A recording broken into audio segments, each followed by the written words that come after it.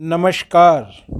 मैं doctor Danny Saxena आज आप सभी के लिए एक ऐसी वीडियो लेकर आया हूं जिसमें चाइना का एक और षड्यंत्र या कॉन्स्पिरेसी हमारे सामने आई है। भारत सदियों से जम्बू द्वीप, भरत की धरती, हिंदुस्तान, भारत और इंडिया कहे जाने वाला ये देश पूरे विश्व में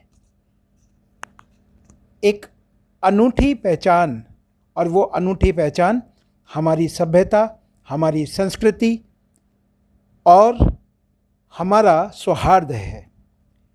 और इसी कारण पूरे विश्व में आज अगर देखा जाए तो हमारा तिरंगा सर्वस्व लहराता हुआ नज़र आता है।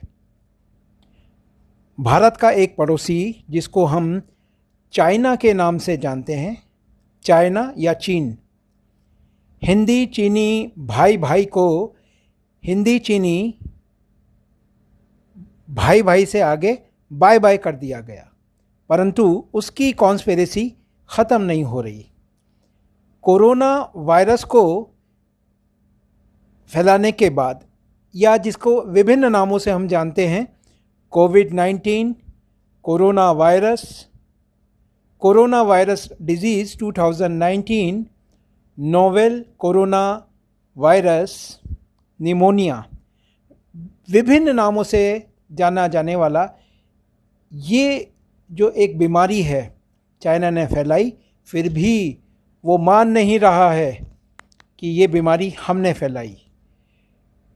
गलवान घाटी में अपनी षड्यंत्रकारी नीति के बाद भी आज एक और षड्यंत्र, एक और कॉन्स्पिरेसी चाइना की सामने आई है।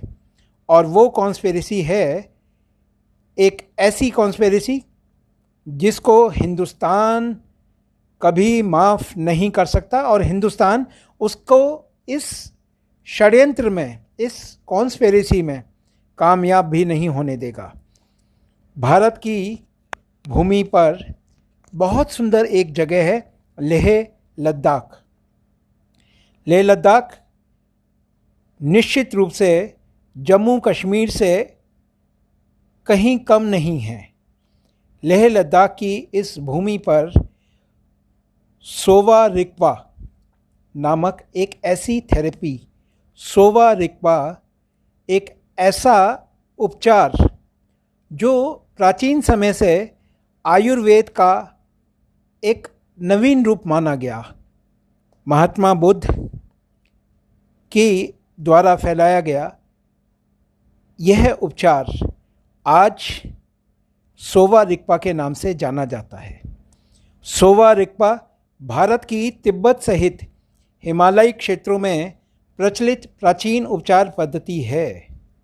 भारत के हिमालय क्षेत्र में तिब्बती या आमची के नाम से जाने जाने वाली सोवा रिगपा विश्व की सबसे पुरानी चिकित्सा पद्धतियों में से एक है। भारत में इस पद्धति का प्रयोग जम्मू कश्मीर के लद्दाख क्षेत्र, लाहौल स्पीति, सिक्किम, अरुणाचल प्रदेश तथा दार्जिलिंग में किया जाता है।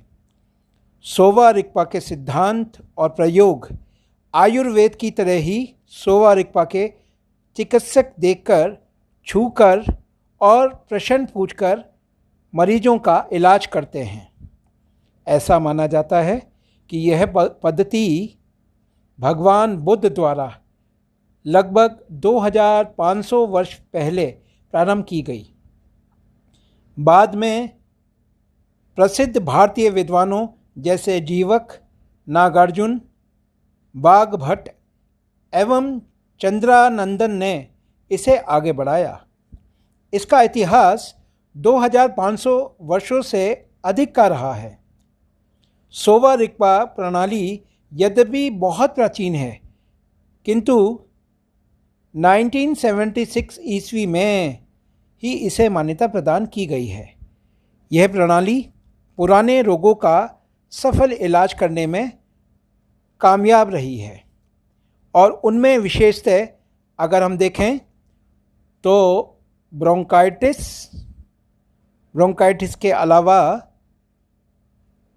एक लंग्स से रिलेटेड कोई भी डिजीज़, चाहे उसको हम अस्थमा बोलें या लंग से रिलेटेड बहुत सारी छोटी मोटी और भी बहुत सारी बीमारियां होती हैं वो, और साथ साथ अर्थराइटिस, इन सभी बीमारियों में यह सफल रहा है। National research institute for Sowa Rigpa, Leh central council for research in Ayurvedic sciences, AYUSH मंत्रालय सरकार की एक परिधीय इकाई है। भारत की यह इकाई 1976 ईस्वी में लेह लद्दाख में हिमालयन कला सोवा रिगपा के लिए अनुसंधान और विकास के लिए स्थापित की गई थी, जिसे तिब्बती या अमची चिकित्सा के रूप में जाना जाता है। अपनी स्थापना के बाद से यह शोध संस्थान भारत में सोवा रिगपा के संरक्षण और संवर्धन के लिए काम कर रहा है। इसका उद्देश्य चिकित्सा के सोवा रिगपा प्रणाली के विभिन्न उपचारों और औपचारिकताओं पर मौलिक और नैदानिक अनुसंधान करने के लिए इसकी स्थापना की गई थी। वैज्ञानिक उपकरणों और मापदंडों के साथ सोवा रिगपा को अमान्य करने के लिए इसकी स्थापना करी गई थी। हिमालय के हर्बल और खनिज संसाधनों का पता लगाने और उनका दस्तावेजीकरण करने के लिए भी इसकी स्थापना करी गई थी, और साथ साथ सार्वजनिक स्वास्थ्य के लिए सोवा रिगपा अभ्यास को विकसित करना और उसको मजबूत करने के लिए समृद्ध साहित्यिक संपदा पर शोध करने के लिए भी इसकी स्थापना की गई थी।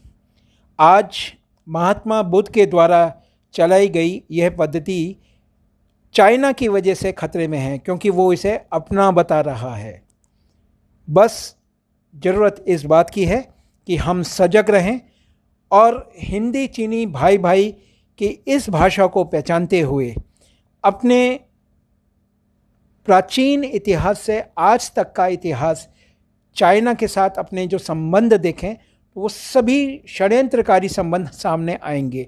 उन सभी षड्यंत्रों से दूर रहते हुए, अपनी शक्तियों को पहचानते हुए हमें सोवा रिगपा को भी बचाना है। जय हिंद।